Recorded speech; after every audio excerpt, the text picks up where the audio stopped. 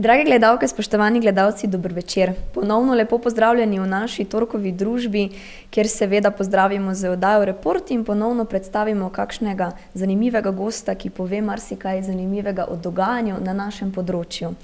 Tako tudi danes lepo pozdravljam gospo, ki se mi je pridružila, gospa Olivera Stanojević-Jerkič. Lepo pozdravljeni, dober večer. Vi ste vodja oddelka socialne medicine.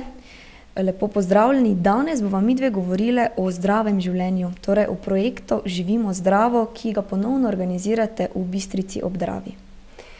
Ja, tako, glede na pretekle izkušnje od lani, torej ko smo projekt izvajali v Selnici ob Dravi, praktično pri vaših sosedih, se je pokazalo, da obstaja še vedno interes. Mogoče tudi zaradi tega, ker ni bilo mogoče dovolj obiska v nekaterih delavnicah in so se ljudje mogoče zaželeli, da projekt nekako ostane v tem okolju. Za sam projekt pa je tudi veliko bolj koristno, da se vključijo, da tako rečem, tako imenovane sosedne občine. Podobno situacijo smo recimo imeli pred leti, ko se je projekt izvajal v Oplotnici, na kar se recimo naslednje leto praktično izvajajo v sosednji občini na Celjskem. Zdaj točno ne vem, kako ime občine, ker ne pripada Podravju. To je pravzaprav tisti moto dober glas se daleč sliši, ne? In tako da se zahvaljujoč tudi lokalnim koordinatorjem oziroma udeležencem v samem projektu v Selnici ob Dravi projekt nadaljeval letos tudi v Bistrici ob Dravi in seveda se je šele začel, bomo videli, kako se bo ta udeležba pravzaprav poznala v prihodnjih delavnicah. Res pa je, da projekt šteje že kar nekaj let. To pomeni, da izkušnje že imate za samimi obiskovalci, tisti, ki se zanimajo za zdravo življenje, ki pa je danes, mislim, vsaj zelo pomembna komponenta. Veliko ljudi želi živeti zdravo, dela tudi na prehrani in na fizični pripravljenosti. Kakšne so vaše izkušnje s tem? Ja, projekt se je začel daljnega leta 2003, pravzaprav te priprave so potekale že pred tem in se je začel pilotsko v občini Beltinci v Pomurju.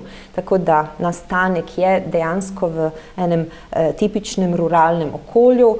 Pokazalo se je, da ta način izvedbe projekta, torej ko gremo z znanjem, ozaveščanjem, učenjem veščin k ljudem v njihovo lokalno okolje, da to prinaša v kratkem času velike spremembe.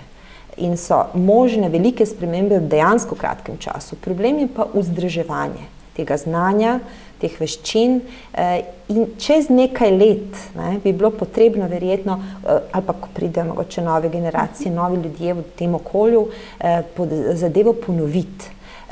Seveda vse je povezano z denarjem, s financiranjem in zato je nažalost največji problem ravno to, da se ponovno to izvajanje projekta ali pa vsaj izvajanje par delavnic s spodbudnimi, da tako rečem, na nek način injekcijami dodatnega znanja ali pa obnovitve tega znanja, bi ta učinek bil še večji.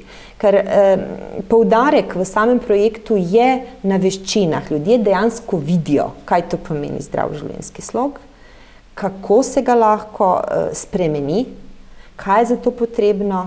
Včasih so presenečeni zato, ker je potrebno relativno malo, potrebna je motivacija. Ker tukaj v samem tem našem projektu Živimo zdravo je poudarek na tem, kaj lahko sami spremenimo. Zavedamo se v današnjem času, da je naše zdravje odvisno od veliko različnih dejavnikov. Na nekatere ne moremo vplivati. Ne moremo vplivati recimo na naš spol, na našo starost, na našo genetiko, vsaj zaenkrat ne toliko, da bi lahko korenito, da bi o tem govorili, ampak lahko te naše individualne dejavnike našega vedenjskega sloga, torej kakšne razvade imamo, kakšne navade imamo, na to lahko vplivamo. Pretežno in večinoma sami, če nam pri tem pomaga še okolje, naše socialna omrežja, torej ali so naše te socialne mreže spodbudne, ali nas bolj zavirajo, ne? Ali nam omogočajo to spremembo, kakšno je okolje v okolju, ali je recimo zdrava hrana dostopna, ali je možnost, da opustim kajenje, ali obstaja kakšna delavnica, da se tega naučim. Tudi to je pomembno. Najbolj bistvena pa je definitivna motivacija. In zato je poudarek na tem, kar lahko sami spremenimo. Ker, veste, v današnjem času, ko se toliko dogaja, ko tudi prihajamo v različne politične, ekonomske krize, ljudje včasih so zelo pasivni in ne verjamejo, kakšen smisel je v tem, da jaz kaj spremenim, če je okrog mene itak vse okolje onesnaženo, ne vem kaj se, nekakšen smisel recimo, da jaz opustim kajenje. Se vdajo v sodo in motivacije ni in kar je pravzaprav najbolj pomembno, ne vidijo smisla, da bi se sprememba izvedla. Kakšno mislite, da je osamozaveščenost na splošno Slovencev? Še vedno nezadostna, čeprav se nam včasih zdi, da smo tako tečni s tem ponavljanjem, kaj pomeni zdravo prehranjevanje, kaj pomeni zdrav vedenjski slog, kaj pomeni recimo telesna dejavnost redna, da to že vrabčki na pamet vedo.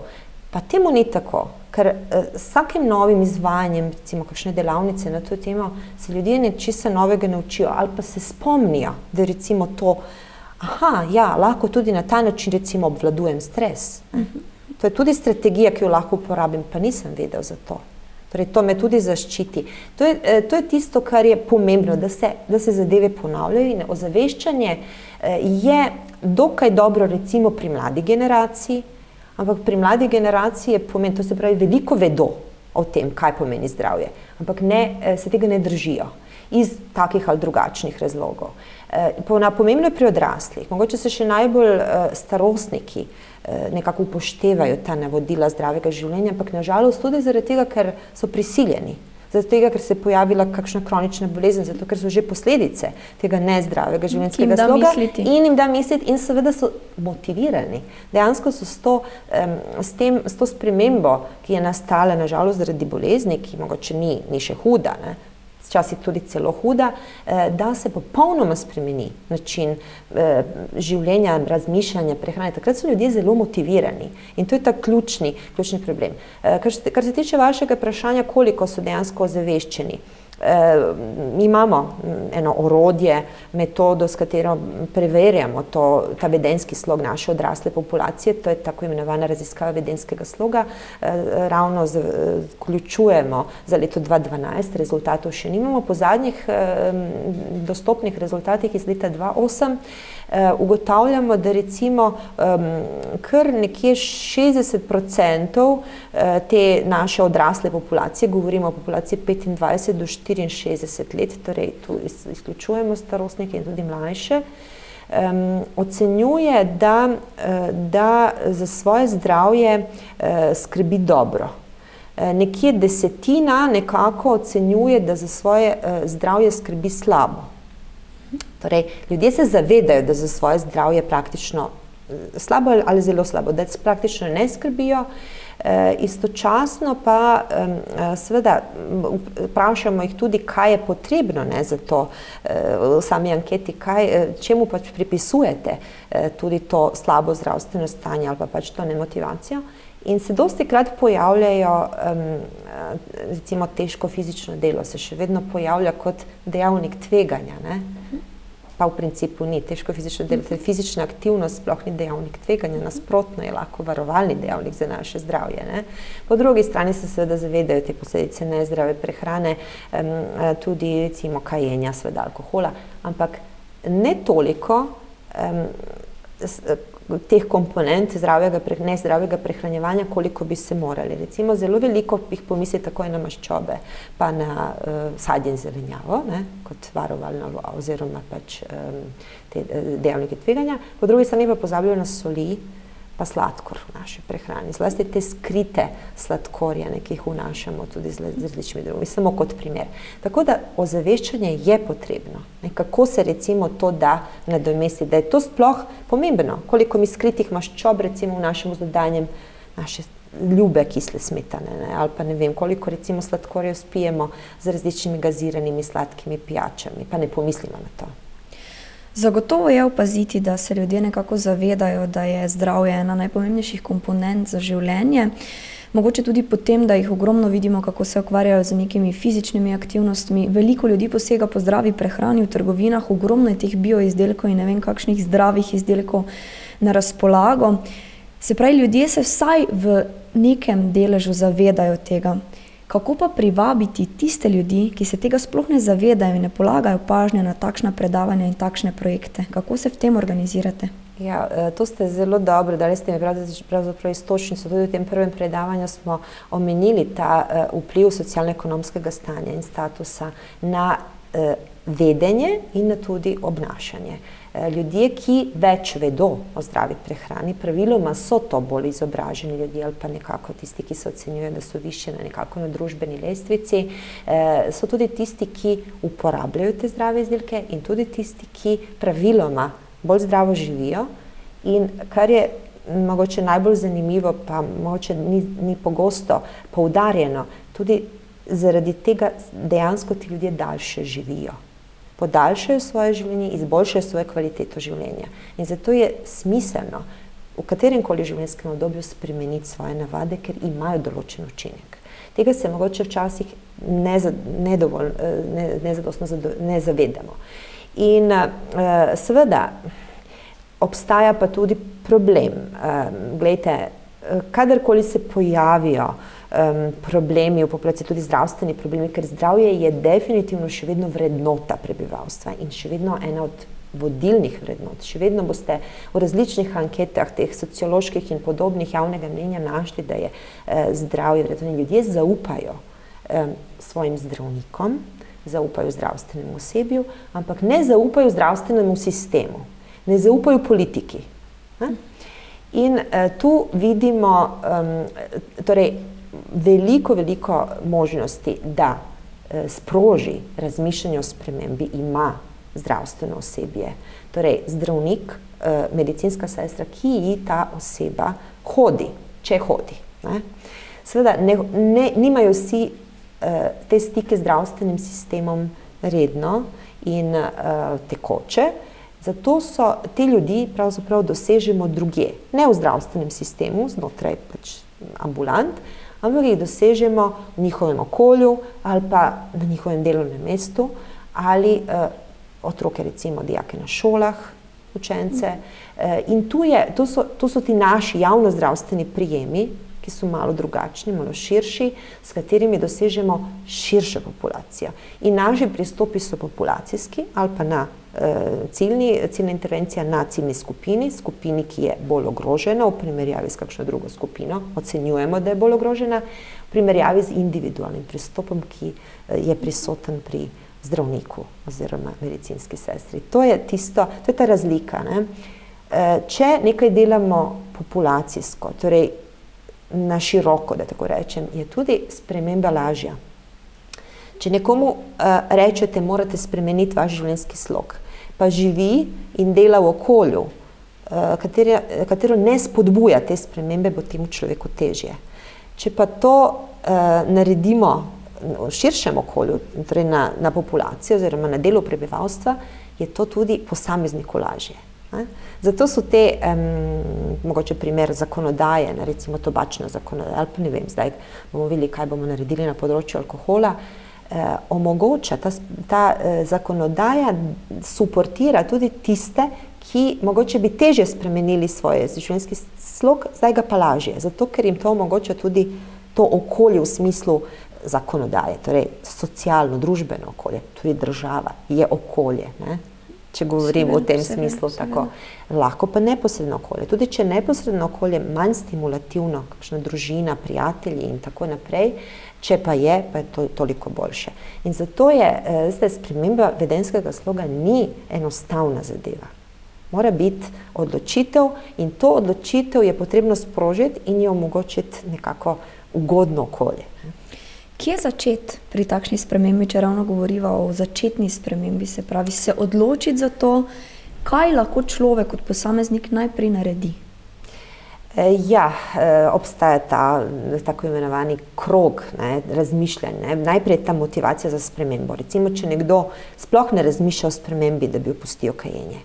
sploh ne razmišljajo, sploh niti pomislijo ni na to, nima smisla govoriti o spremembi. Torej, tudi zdravnik, če reče, ali dajte, nehajte, zdaj imate težave. Enostavno, to je odvisnost, v tej neki odvisnosti ta oseba išče tudi neko svoje zadovoljstvo, tako kot je pri pitju alkohola, tako kot je na koncu pri, ne vem, uživanju nezdrave prehrane, ki je zelo okusna, zelo sprejemljiva za to našo populacijo.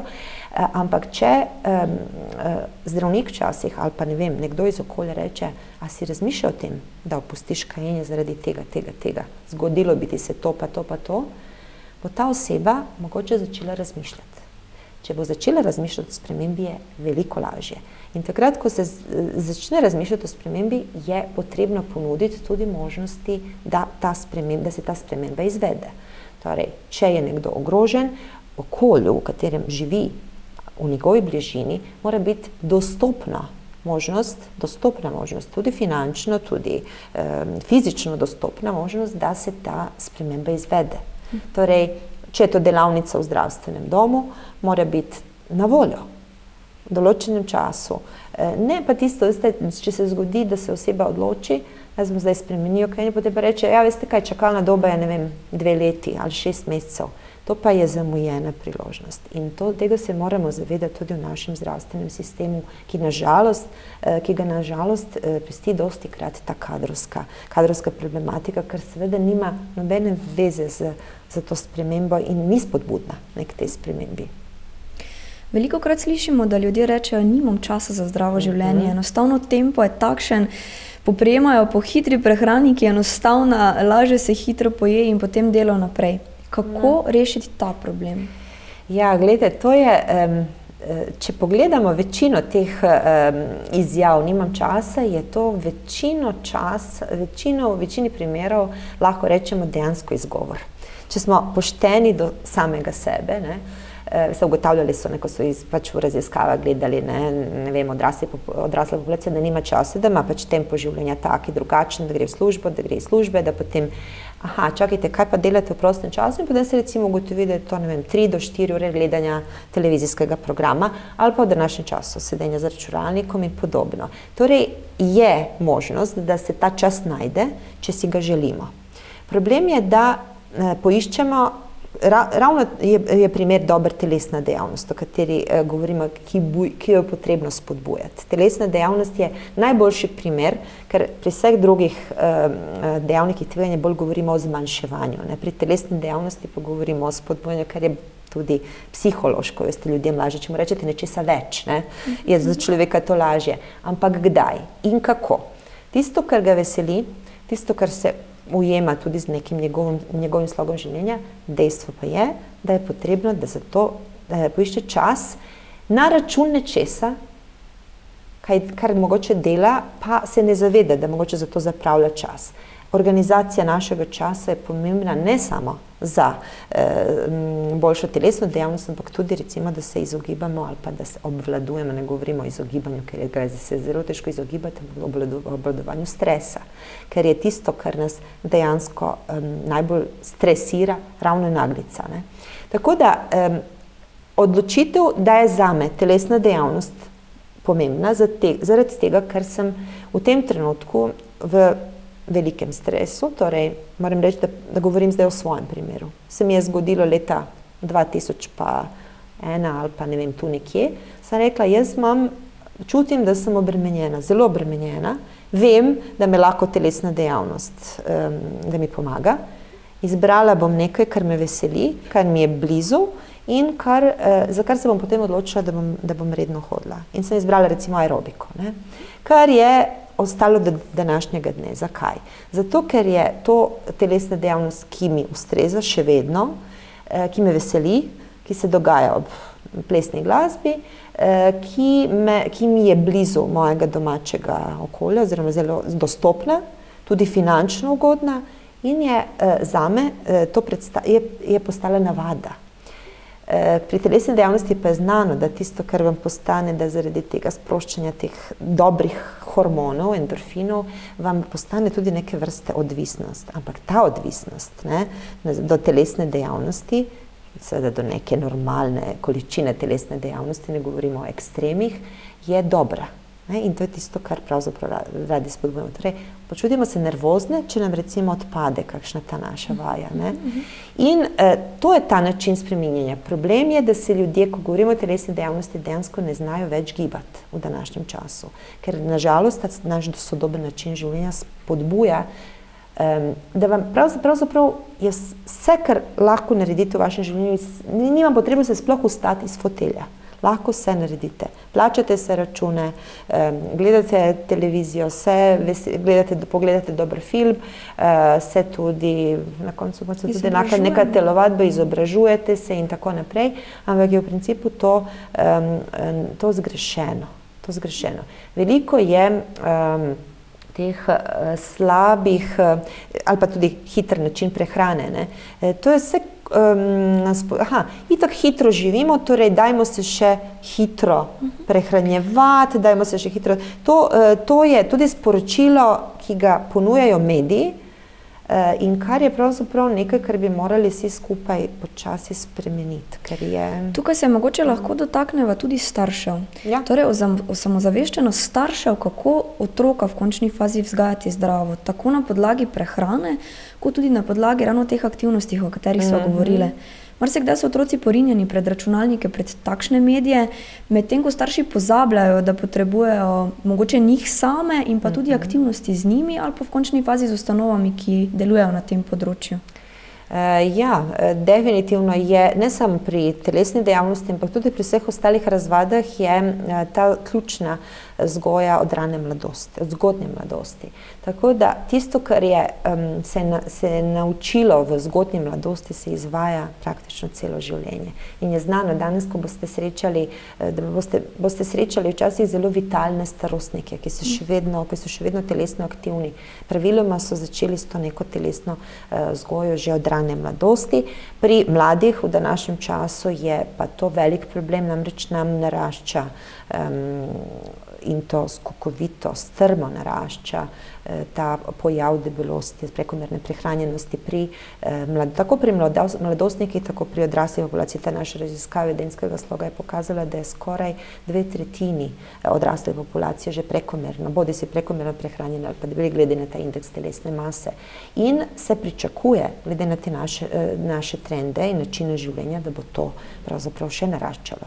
To je pa velik problem za državo, velik ekonomski problem za državo, ne samo, gledajte, velika umrljivost in zbolevnost zaradi bolezni, ki pravzaprav povzročajo invalidnost, predstavlja velike stroške za zdravstveni sistem in posledično za državo. Recimo naraščanje sladkorne bolezni, samo če pogledamo na podlagi teh kazalnikov. In zato se je v zadnjem času zelo veliko govori o tem, kako preprečevati, kako zajeziti te trende in na kakšen način to lahko naredimo na vseh mogočih nivojih, tudi v šolskem okolju.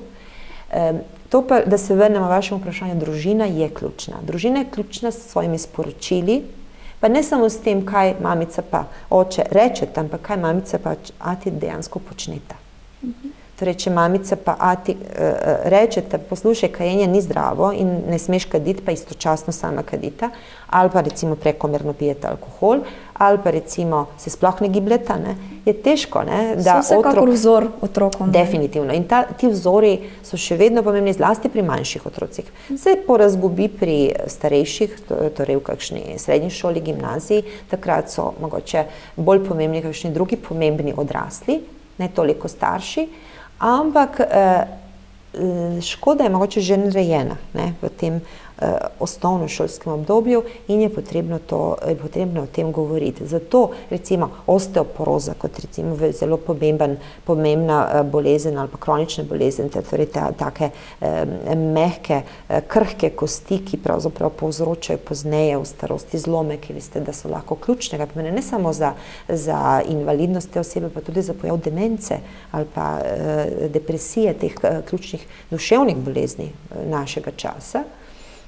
Torej, to so vse, je povezana, recimo osteoporoza je povezana tudi z načinom gibanja, povezana je torej s redno telesno dejavnostjo in povezana je z vnašanjem kalcija, ključno vnašanje do 19. leta starosti, torej v mladosti.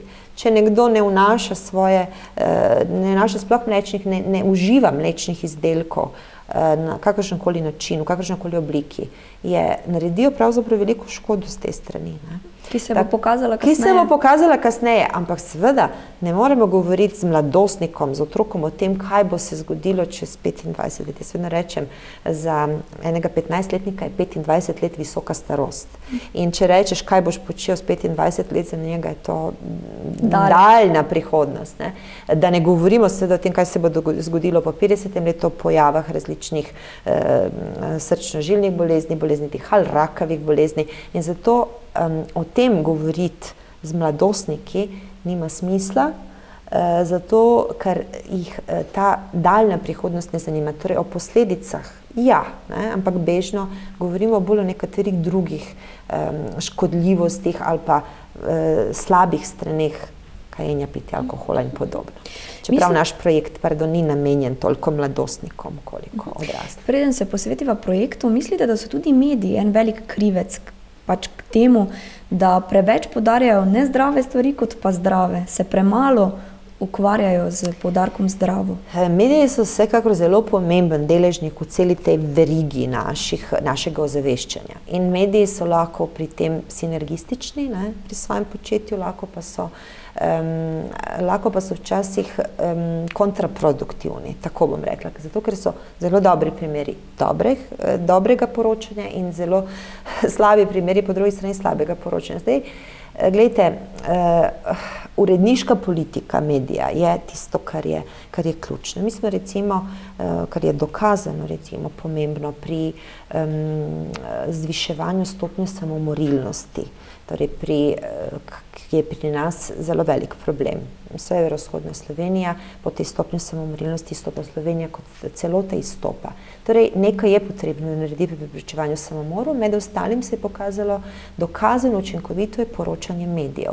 Torej, slabo poročanje medijev, neustrezno poročanje lahko privede do zvišanja stopnje samomorilnosti. Če izpostavljamo način, če dajemo tako imenovane bombastične naslove, ki govorijo o načinu smrti, zlasti, če gre za zelo znane osebe, se prikaže način smrti. To zelo sproži. Znana je recimo ta primer Kurta Cobaina iz Nirvane. Tam se je veliko dogajalo ravno v tem smislu, da se je sprožilo potem pri tistih, ki so bili fani. Tako da mediji lahko poročajo na en manj bombastičen način. To je dokazano. Ampak seveda, a mediji tudi potrebujejo, da se pač dobro prodajo, ustrezno prodajo, potrebujejo aferaške novice in afere na splošno so tiste, ki prodajajo časopise, novice in je to pravzaprav problem. In je to tudi problem pri našem zdravem vedenskem slogu, ker mogoče ni dovolj zanimiva novica. Mi te bova zdaj tukaj zaključile oziroma po oglasih se bova posvetile projektu Živimo zdravo. Tako da, drage gledalke, spoštovani gledalci, ostanite z nama, vidimo se po oglasih, ko bomo še govorili o zdravem življenju.